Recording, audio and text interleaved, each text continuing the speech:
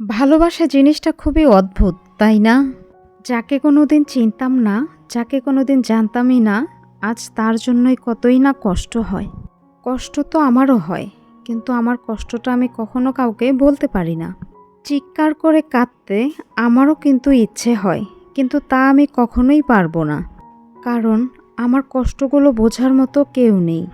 তোমার সাথে দেখা স্বপ্নগুলো আজ একা ভাবতে কষ্ট হয়। কষ্ট পেতে জন্ম আমার, সুখ পেতে নয়। তাই তো সবাই আমার সাথে করে অভিনয়। হঠাৎ একদিন হারিয়ে যাব, কেউ পাবে না খোঁজ। কষ্টটা খুব বেশি মনে লাগে যখন আপন মানুষ কোনো কারণ ছাড়াই অবহেলা করে। দিন শেষে কষ্টটা তারাই পায় যারা সত্যিকার অর্থে মন থেকে ভালোবাসে। আর এটাই বাস্তবতা। বাস্তবতা কি জানেন? যারা হাসি খুশি থাকতে পছন্দ করে, কষ্টগুলো বারবার তাদের কাছেই আসে। যেটা ভাগ্যের নির্মম বাস্তবতা। কিছু হারিয়ে গেলে যতটুক না কষ্ট হয়, তার থেকেও বেশি কষ্ট হয় কেউ বদলে গেলে। খুব কষ্ট হয় যখন তুমি আমার সঙ্গে কথা না বলার জন্য অজুহাত খোঁজো। কাউকে মন থেকে ভালোবাসলে উপহার হিসেবে কষ্টটাই পাওয়া যায়। যখন বিশ্বাস কথাটি উঠে যায়, তখন সরি কথাটির কোনো ভ্যালুই থাকে না। মাথার উপরে যে শূন্যতা, তার নাম আকাশ। বুকের ভেতরে যে শূন্যতা, তার নাম দীর্ঘশ্বাস। যতবার ভেবেছি তুমি ছাড়া আমি শূন্য, ততবার মনে পড়ে গিয়েছে আমি ছাড়া তুমি পূর্ণ। আজ এটা ভেবে সান্ত্বনা দেই, সবার কপালে তো সুখ থাকে না। আসসালামু আলাইকুম। হ্যালো এভরিওয়ান, সবাই কেমন আছেন? আশা করি সবাই ভালো আছেন। আল্লাহর রহমতে আমিও ভালো আছি। তো এই তো আজকে চলে এসেছি আমাদের বাসার কাছেই নদী পার্কে। তো এটা নদী পার্ক, আমি সবসময় নদী পার্কেই বলি। তো এটা হচ্ছে নদীর পাড়ে আর কি, সবাই ঘুরতে আসে, যার কারণে এটাকে আমি নদী পার্কই বলি।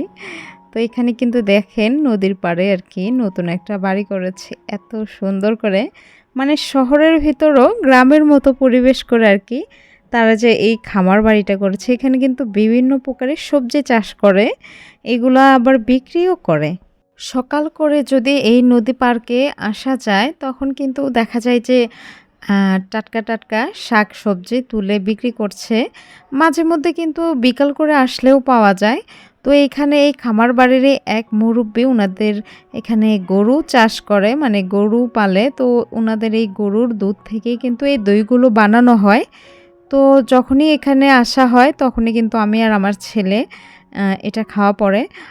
তো আমি আর আমার ছেলে যখন আসছিলাম, তো ও বলছে যে আম্মু, আমাকে বলছে না, ওর বাবাকেই বলছে যে বাবা, আমি কিন্তু ওই মুরব্বির নানার চেহারাটা ভুলে গেছি, আমাকে একটু দেখাই নিয়ে আসো না, ওনার চেহারাটা কেমন আমি আবার একটু মনে করি।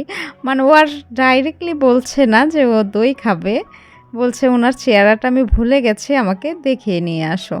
তারপর এখানে হচ্ছে নদীতে এইভাবে মাছ ধরার জন্য জাল ফালায়। তো এখানে দাঁড়িয়ে কতক্ষণ, প্রায় অনেকক্ষণই মাছ ধরা দেখেছি। এখানে কিন্তু গুড়া মাছ, মানে ছোট ছোট যে পোনা মাছগুলো, ওগুলো ধরছিল। এই মাছগুলো কিন্তু রান্না করলে খুবই ভালো লাগে খেতে। মাছ ধরা দেখে তারপরেই তো এখন হচ্ছে সন্ধ্যা হয়ে গেছে, আজান দেবে মাগরিবের। তো আমরা কিন্তু বাসার দিকে হেঁটে যাচ্ছি, এখনই দিবে না, আরও কিছুক্ষণ পরে দিবে। তো আমরা হেঁটে হেঁটে বাসার ওইখানে চলে যাচ্ছি। তো এখানে এসে আবার কিছুক্ষণের জন্য বসলাম। তো সারেমের বাবা বলছে এখানে একটু বসি, আর হাঁটতে পারবো না, প্রচুর গরম পড়েছে আজকে। আর কেন জানি আজকে বাইরে বাতাসটাও নেই, অন্য দিনে তো তাও বাতাস থাকে। তো আজকের কথা বাড়াচ্ছি না, বিদায় নিচ্ছি। ভিডিওটা ভালো লাগলে পেজটি ফলো দিবেন, আর লাইক কমেন্ট শেয়ার করে দেবেন। তো আজকে এই পর্যন্তই, সবাই ভালো থাকবেন। আল্লাহ হাফেজ।